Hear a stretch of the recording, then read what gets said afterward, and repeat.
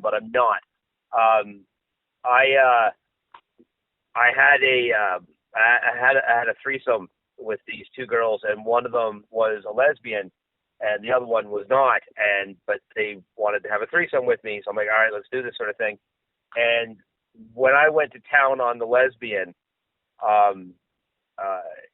she literally said, "There's never been a man or a woman alive that's ever done to me what you did." Wow. And I wear that badge with absolute pride. And let me just further what Gord said by if anyone can misconstrue that I may be talking about them, probably am, and it's all you can guarantee. It's probably you. If you think it's you, it's probably you. just so you know. No. Just very considerate of Gord to discern like that. I won't, because I can't. I don't normally, but I had to in this situation. It's very, very diplomatic of you. I on the other hand, just assume it's you. Whoever you are, it's you. Good or bad, it's you. Could be several of you at once, and I'm just combining your wonderful tales into one big fat lie. You never know. Hey, we can't live vicariously through each other, then what's the fucking point of being alive? You know what I mean? Exactly. Oh, I've got some good tales, but they don't ever involve me allowing you to go down on me with that horrible, filthy tongue. I'm a gentleman, goddammit. Treat me like one. No, I'll treat you like the whore that you are. You might get somewhere, fellas. You won't, but you might. I'll let you buy me drinks and figure it out. Well, do I have to buy you dinner too? I mean, drinks I can handle. Do I have to buy you dinner too? That could be a little pricey. I have never been out with a gay man who has ever bought me dinner. They're not. Oh yeah, and that's the other thing. We still have to have the conversation, even if in some doppelganger universe you convinced me. If you're a toque, I'm out. That's a deal breaker. So that's got to be a conversation to be had before the next. If I'm a what? A toque. I won't get with a toque. I don't know. What does that mean? A toque. There's two types of men in the world. There's toques and helmets. I'm sure you can figure it out. Oh yeah, sorry. Yeah, no. I couldn't. No. Toques are terrible. Toques are out. That's a deal breaker, gentlemen. I've always said that toques freak me out. They're freaky and disgusting. I don't know, and you can't get rid of them. It's a dangerous operation after a certain point. Yeah. And that's not a funny thing. I know because I happen to be related to one who tried to get it removed and could not. There's a certain age where you're just stuck with that filthiness. Yeah. No. Don't let your babies grow up to be toques. That should be a country song. No more toques. They'll assume we're talking about hats. Don't let your babies grow up to be toques. Well, I guess some of another group of people I encountered when I got on this in high school. I've been afraid of toques. That they went with elephants and rockets.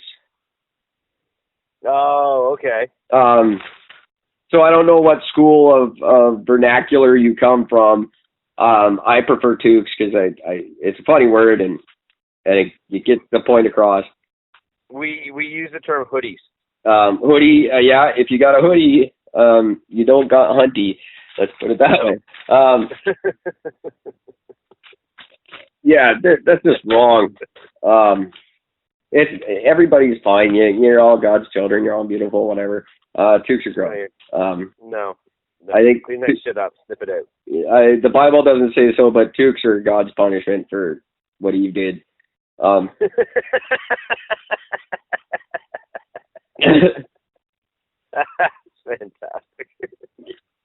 That's what women get for the rest of their lives. That can't be like. It's got to be like a slot machine every time you're pulling down a zipper. Just like, oh, damn it. Oh, you're one of them. God damn it. Has anyone please email me, guy or girl, please email me and tell me if you just slammed the door right there. I mean, like, nope, sorry. How far have you ever gone to the point where you like literally dude whips it out and all of a sudden you say just like, no, not doing it. Like you think for the most part, 99% of people, once you're already there, you're gonna like you kind of feel like you have to go through with it. I know I hooked up with an incredibly hairy person that I didn't know until it was too late. But I just went for it. I used to think I was into that until I actually got into it. I'm like, ew, no, I don't need to be picking this out of my mouth for the next fucking 3 days. I don't mind 70s bush in the proper areas, but there's other areas of your body I expect maintained to a certain degree. And that may be shallow or whatever. Shave your pits. Just do it. Don't look like a dude. Unless you are. That's fine. But if you're not, then don't. Trim it up. I don't get the hairy women.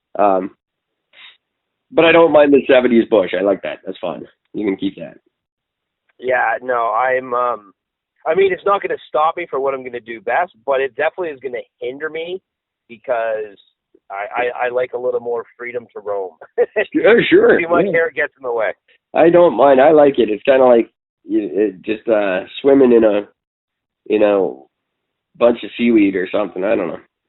Yeah, that's not a great thing. I don't mind. I like it. I just fucking kneecap the belly button. I don't mind. But beyond that region, clean it up. And don't shave it either, because that's weird. Yeah, unless if you're going to shave it, like, constantly. No, don't at all, because then you look like a little girl, and that's creepy. If you want to put, like, a heart or something, that's cool. Or, like, an arrow. My initials, that's always fantastic. I like that. Yeah. But don't shave it completely. That's weird. And all you new foreign listeners, this is all good tips for when you come to Canada. Things that should be on the citizenship test. Yes, absolutely agree. Proper, I don't want to call it manscaping. I hate that. But it's true. Dudes, come on.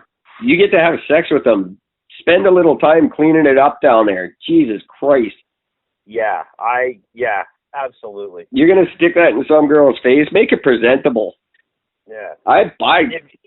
Clean them right up. If you don't want her to laugh when she's down there, don't have something to tickle her fucking nose. No, clean it up. Trim it back so you can see the forest for the trees. Fuck, I do them right up. I got Brill cream. I put a little bow tie on him. He looks good. And think about it, guys. It makes it look bigger. He's my little Bond. Oh, it does. That works. Crazy. Crazy good. It's good. Illusion. I never tried to get away with like sleeping with a girl in the States and be like, but baby, it's metric. I am 18 millimeters. I haven't had to have that conversation like that. Jeez. I got to do that with my age one time and got into a bar. That was amazing. Well, yeah. No, that works. Very drunk doorman who bought that. And I love in the States when they're like, sir, there's a 2-drink minimum. And you're like, oh, okay. Don't think we'll have a problem there, pal. Yeah. I thought you said maximum. I was about to get fucking worried and leave. No, yeah. I love how they do that in the States. There's a 2-drink minimum. Oh, shit. Oh, wait, you're serious? All right there, amateur. No problem. I'll get that covered. I had two while you were saying that. What's up with you? Yeah, exactly. You not been paying attention? American. You think when I got these 14 shots that this is for the table? No, I'm just getting started. What the fuck? Yeah. Give me a round of shots. You're by yourself, sir. You're slowing things down. Oh, man, Americans are funny. I can't wait to get on a road trip this year. Yeah. And we will rock with our American friends. I'm trying to work it out for August. Somehow. Just come to Ontario and do it. I don't know how we're going to pull it off, but we're going to pull it off. I need to get to America and visit all these wonderful people who listen to our show. Yeah, we're going to have a fuck of a good time. There's no getting around that. This is my... So, yeah, did I make a point there? You're not born gay. And stop being dirty about it. There we go. Yeah, there you go. That's good. You might be born gay. They don't know, but there's no proof. But even if you are, they're not saying it means anything. They're just saying there's no proof you're born that way. And that was all I had. Gays gays and Trump's a liar. No, racist. We're going on racist, not liar today. Well, he is a liar, but yeah, he's a racist liar. Because he lies about being a racist. So he's not a racist. He just does and says things that are racist all the time. Everything he says and does is racist. He's not. Which I guess is defense. That's amazing. Well, it's just the closest thing they can come up with. Even Republicans are scratching their head on this one. They're just, what the fuck? Okay, I'm coughing. Carry the show for me. I need a drink. No problem. Okay. Well, the other thing that I wanted to bring up was I heard this fascinating thing today on the CBC radio where they were talking about music being used as a form of warfare. Oh my God, I forgot what you were about to talk about. This is very exciting. This is absolutely fascinating to me because like they hit all the different areas, like, you know, how like nowadays they use it as a form of psychological warfare by playing like Nirvana and Metallica more specifically as forms of torture. And it makes guys crazy. It puts them off their game, and it makes them, you know, delirious with rage, and they end up not being able to handle it and take it anymore, and they end up just talking. Well, can you imagine if all you have heard your entire life is like Muslim chanting music, like that pseudo Bollywood stuff, but without the flash and then you get fucking in utero pumped into your head for the first time? Oh, it would be a mind fuck completely.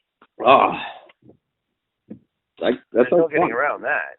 I would love to be able to forget that I ever heard Nirvana and hear them again for the first time.